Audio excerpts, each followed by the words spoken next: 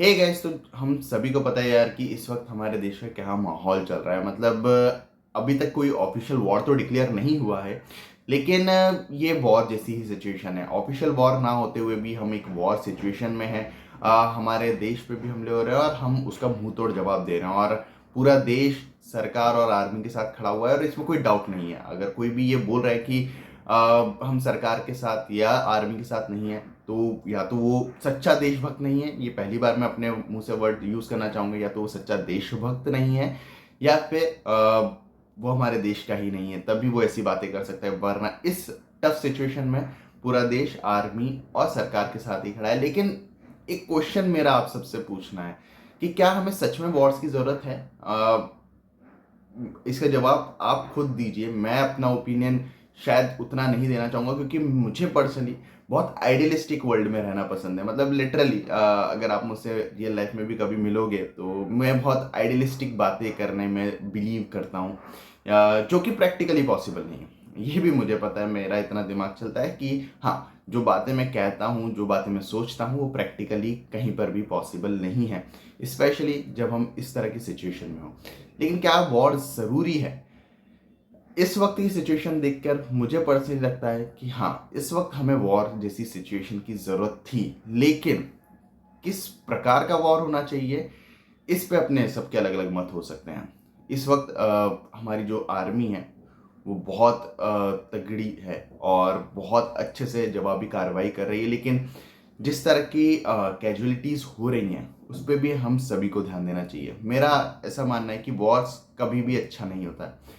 कभी भी किसी भी कंट्री के लिए, किसी भी लोगों के लिए, किसी भी सिचुएशन के लिए वॉर हमेशा एक लास्ट ऑप्शन होना चाहिए, और लास्ट टू लास्ट ऑप्शन होना चाहिए। मतलब लास्ट ऑप्शन जो होता है वो भी वॉर नहीं होना चाहिए मेरे हिसाब से।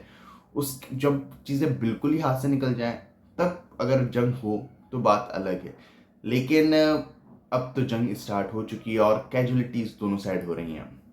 उस साइड क्या हो रहा है मैं उस पर बात नहीं करना चाहूँगा, क्योंकि वो जवाबी कार्रवाई है। उनकी तरफ से ही इस चीज़ को इनिशिएट किया गया था, हमने बस रिटेलिएट करा है। उनकी तरफ से वो सारी चीज़ें हुई, उनकी तरफ से वो सारे प्रोवोकेशंस हुए हैं, जिसकी को बस हमारी आर्मी जवाब दे रही है। अगर ये वॉर नहीं चाहिए था तो उनकी तरफ से वो सारी चीज़ें होनी ही नहीं चाहिए थी। वो सारे टेररिस्ट अटैक्स नहीं होने चाहिए थे। उस तरह की आर्मी का इन्वेजन काइंड ऑफ आप बोल सकते हो, वो नहीं होना चाहिए था। ऑल दो वो अभी तक हमारी सीमाओं के अंदर नहीं आ पाए, लेकिन जो ट्राई कर रहे हैं वो किसी भी इन्वेजन या फिर किसी भी एस्केलेशन से कम नहीं है, जो कि जिसके बारे में शायद लोग बात तो कर रहे हैं, लेकिन उस चीज़ को उतना समझ नहीं रहे हैं। मतलब डेफिनेटली अभी समझने के लिए ज़्यादा कुछ है भी नहीं, क्योंकि जब तक सारी चीज़ें फाइनलाइज नहीं हो जाती, सारी चीज़ें हमारे पास नहीं आ जाती, तब तक मुझे नहीं लगता है कि हमें सभी को ज़्यादा कुछ बात करने की आवश्यकता है इस पर्टिकुलर पॉइंट पे। स्पेशली जिस तरह से न्यूज़ चैनल चिल्ला चिल्ला के बोलते हैं कि ये हो गया, वो हो गया। डेफिनेटली उनको बात करनी चाहिए ताकि लोगों का मोराल ऊपर रहे। लेकिन हम क्या सारी जो भी चीज़ें हमें न्यूज़ में दिखाई जा रही हैं, क्या हमें उस पर यकीन करना चाहिए? इसका जवाब सीधा सीधा ना है। अगर आप लोगों को नहीं पता है तो हर एक वॉर के बाद उस पूरे वॉर में क्या हुआ, जो रूट कॉज एनालिसिस होता है, उसमें क्या अच्छा था क्या बुरा था, सारी चीज़ें की एक डिटेल एनालाइज किया जाता है और उसकी एक प्रॉपर रिपोर्ट बनती है।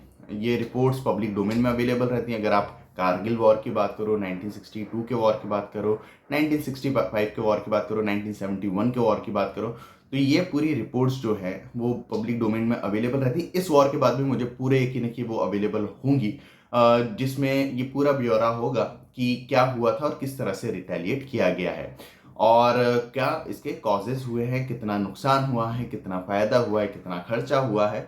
ऑलमोस्ट सारी चीजें हम सभी को पता लग जाएंगी जब ये वॉर एक बार खत्म हो जाएगा। तब तक हम क्या कर सकते हैं? तब तक हमें सबसे पहले अपना मोराल ऊपर रखना है। हमारी सरकार को अंधा ट्रस्ट करना है। पहली बार मैं ये बात कहूंगा कि इस सिचुएशन में आप सरकार पे ज्यादा क्वेश्चंस उठा सकते हो, एज अ नागरिक आपकी हक है वो। लेकिन मेरे से अगर आप पूछोगे तो मैं हमेशा इस पॉइंट पर मना ही करूंगा। ऑल दो मैं हमेशा बोलता हूँ कि सरकार हमेशा कटघरे में होनी चाहिए, सरकार से हमेशा क्वेश्चंस होने चाहिए, लेकिन इस पॉइंट पर हमें सरकार को ज़्यादा कटघरे में नहीं खड़ा करना चाहिए।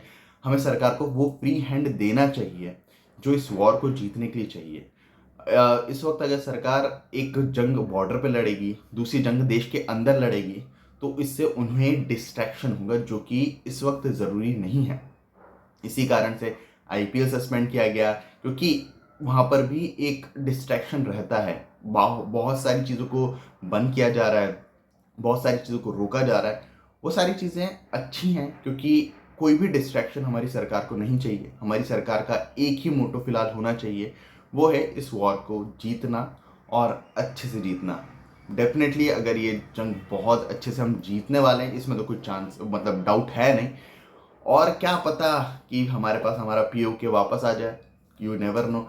लेकिन वापस से यही चीज़ पे मैं एंड करना चाहूँगा इस पूरी कॉन्वर्सेशन को। पता नहीं ये कॉन्वर्सेशन किस तरह की रही, लेकिन क्या ये जंग ज़रूरी थी?